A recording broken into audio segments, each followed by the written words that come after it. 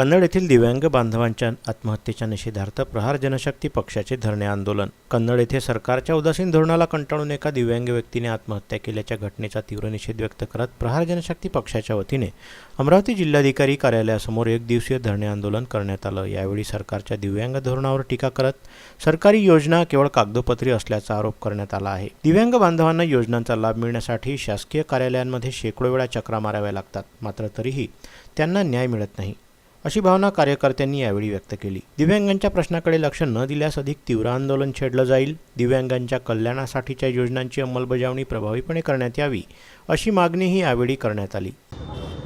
कन्नड येथील आमचा दिव्यांग बंधू आहे, त्यांनी सरकारच्या उदासीन धोरणाला कंटाळून आत्महत्या केली।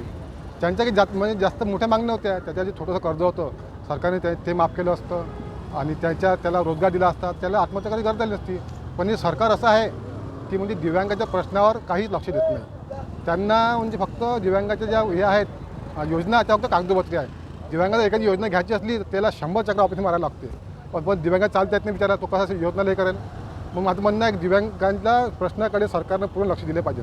जर सरकारनं आज आम्ही एक दिवशी आंदोलन केलेलं आहे, जर सरकारनं दिव्यांगाच्या प्रश्नाला लक्ष दिलं नाही तर आम्ही भाऊच्या नेतृत्वाखाली अमरावती शहरामध्ये बंटीवर आमटेके, जितूभाऊ दुधाने आमची जी सर्व प्राजी टीम आहे आणि आमचे जे दिव्यांग क्रांतीची जी सर्व टीम आहे यांच्या नेतृत्वामध्ये आणि बच्चूभाऊ नेतृत्वामध्ये आम्ही मुंबईमध्ये चांगलं मोठं आंदोलन करू।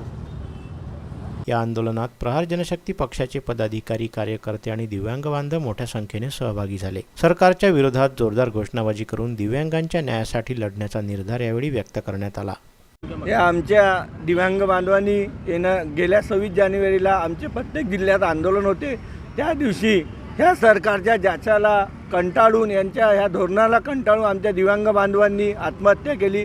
त्यांना श्रद्धांजली अर्पण करत आणि त्यांच्या या आत्महत्येच्या त्यार्थ आम्ही इथं एक दिवसीय धरणे आंदोलन केलेले आहे। काऊन की हे सरकार आमच्या दिव्यांगासाठी काहीच सक्रिय आहे नाही आणि आमच्यासाठी हे सरकार काहीच करत नाही।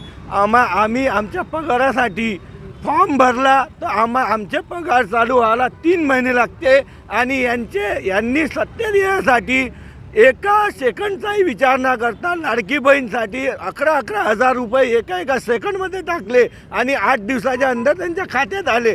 आम्ही पगारासाठी अर्ज केल्यावर आम्हाला 3 महिने झाल्याच्या नंतर पगार मंजूर होतो आणि त्याच्यासाठी खूप कागदपत्री व्यवहार करावा लागतं। पण ह्यात लाडकी बहीणला यांनी वोटिंग सत्तेत यासाठी जे षडयंत्र रचलं आहे, सत्तेत यासाठी की लाडकी बहीणला पैसे टाका आणि सत्तेत या, ते त्यांचं षडयंत्र यशस्वी झालेलं आहे। आणि आम्ही दिव्यांग बांधव 3 महिने तहसील कार्यालय ते चक्रा काढतो, त्यानंतर आमचा पगार चालू होतो। त्याच्यातही भरपूर अटी असतात, पण यांच्यासाठी काही अटी नव्हत्या आणि हे सरकार आम्हा दिव्यांगासाठी जरासंही सक्रिय आहे नाही आणि हे याच नित्यार्थ आज आम्ही इथं बसलेल्या एक दिवसीय आंदोलन आहे।